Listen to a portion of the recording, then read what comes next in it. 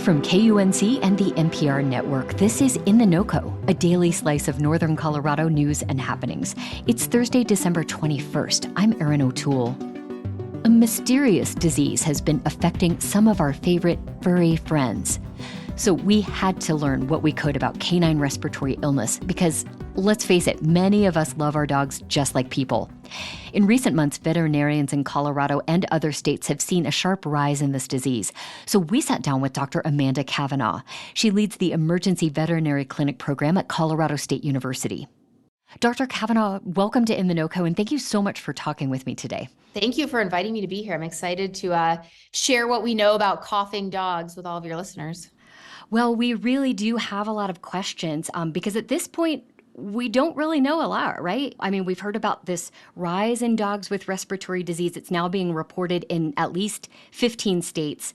How did you first come across this issue? We mainly noticed that when working in the emergency service, both this summer, but especially this fall, we started seeing more and more dogs with a dry hacking cough who we believed were coming out of group situations or community situations like boarding facilities or dog parks, who now had this onset of cough. And what many people call kennel cough, we call canine infectious respiratory disease complex. And it's a contagious cause of cough from different viruses or bacteria. And it happens in dogs, and it's happened in dogs for, decades, if not centuries. But there was just more of that caseload coming in that was a bit unusual. And I do think we had quite a bit of a spike in that September, October, November range. And now that spike seems to actually be just anecdotally getting a bit less at this point in our year as well. Okay. Was there a point where it seemed like this might be something worse than the typical kennel cough? Clinically, most of the times kennel cough presents with a dry hacking cough, but the dog otherwise feels fantastic. They can run around and they're eating and they're active. It's kind of like you and I catching a mild cold where we're a bit stuffy, but we go on with our lives. Right. So we're seeing a lot of that. And that is our characteristic presentation of kennel cough. In 7 to 10 days, it's gone and the dogs are perfectly fine. This year, we started noticing that instead of going away in 7 to 10 days, in some dogs, it was lasting a really long time. Not that the cough ever got that much worse, just simply that, we were weeks in and sometimes months into having a persistent dry hacking cough. So I think we did start to see a shift in the length of the illness. And then for a smaller subset of patients, we also saw a shift in the severity of illness where they went from this dry hacking cough that was probably localized to the upper respiratory system, like the nose and the mouth and the trachea. Mm-hmm. And then they were developing this very wet, moist cough and getting very sick with fever. And then we diagnosed them with true bacterial pneumonia.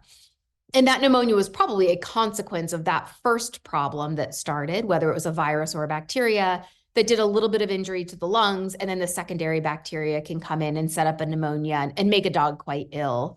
Well, CSU has been working with researchers around the country to identify the cause of this disease and to figure out maybe whether it's a new variant of a common illness or something new. What have you been able to learn so far? Yeah, the data is still being collected on that. We really ramped up our testing when we saw this spike. If we look back over the past several years, usually you don't test for what started a kennel cough. Usually you don't submit a PCR to know exactly what virus that was, because by the time your test comes back, the dog is better and it doesn't really matter. We only really ramp up testing when we do start to see big spikes, like all the dogs in a shelter start coughing, or a big community of dogs start coughing like this year. So that testing has only been going on a month or 6 weeks at this point. Some of the tests that have popped up positive have been our, tried and true canine viruses that have been around for many, many years, like canine influenza and canine parainfluenza and Bordetella and Mycoplasma, which are 2 types of bacteria. But based on just kind of a preliminary look at the data, there's not one particular pathogen that seems to be the culprit. Okay. And then with the concern of, could this be a new pathogen or an old pathogen that has changed? Not only are we doing those screening tests, but then we're kind of digging into the genetics and the DNA of pathogens that are inside sick dogs' respiratory systems, just to see if our normal tests are not going to pick up a new problem or are not going to pick up an old problem that is mutated in a way.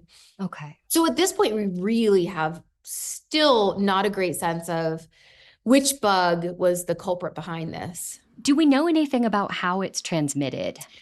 Not until we know what the actual bug is, but I think we are all suspicious that it's contagious in the sense that a sick dog could pass it on to other dogs. And we believe that because many of the dogs coming in with this cough started out in some sort of situation where they were interacting with dogs that don't live in their household, whether it was boarding or grooming or family coming to town and bringing their dogs into a new household with, kind of resident dogs. So we're still suspicious that it's probably shed somehow through the respiratory system and passed dog to dog. But until we exactly know that bacteria or the virus, it's a little bit hard to definitively say. I'm curious if you're hearing about how this disease is impacting animal shelters.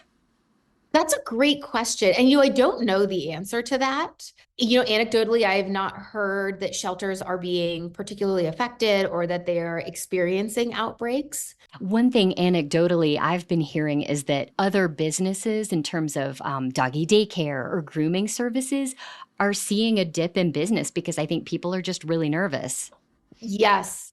And I absolutely can appreciate that folks are hesitant to bring their dogs into group situations and are instead going towards at-home pet sitting or, exercising their dogs on their own. And hopefully, as this seems to be waning a little bit as far as caseload, hopefully we can get back to being able to use these facilities. And I want to make sure people know that, if a boarding kennel or a grooming facility had an outbreak of this cough, it doesn't say anything to their, cleanliness. It's somewhat similar to bringing toddlers into a daycare where you can have the cleanest daycare and you can have the most stringent illness policies. Right. But several times a year, all the toddlers are going to get sick because they're viruses or bacteria that just shed, and they shed before clinical signs happen in many cases. So hopefully we'll be able to get back to boarding facilities and back to the groomer because doodles need a good grooming. They got to look good for Christmas. They do. Well, just bottom line here, we love our dogs here in Colorado. I have a couple myself, and this mysterious illness has really been scary. What is your best advice for us? What can dog owners do to keep their animals safe and healthy? Yeah. Aside from vaccinating, I would err towards keeping dogs out of group situations until we have a better grasp of what this could be or until it fully kind of wanes away and is not causing a current problem. And then any cause of cough would be a reason to have your veterinarian look at your dog. There are many, many causes of cough. Some are relatively benign and will go away on their own, but some are quite deadly, like bad pneumonia or heart failure. And so I encourage folks that if their dog does start coughing, to still see your veterinarian and get that reassurance that you know what the cough is caused by. Dr. Kavanaugh, thank you so much for sharing this advice with us today. We really appreciate it. Thank you. That's it for us today here on In the NOCO. Robin Vincent is our executive producer. I'm your host, Erin O'Toole. We'll be back tomorrow with more of what's happening in Northern Colorado.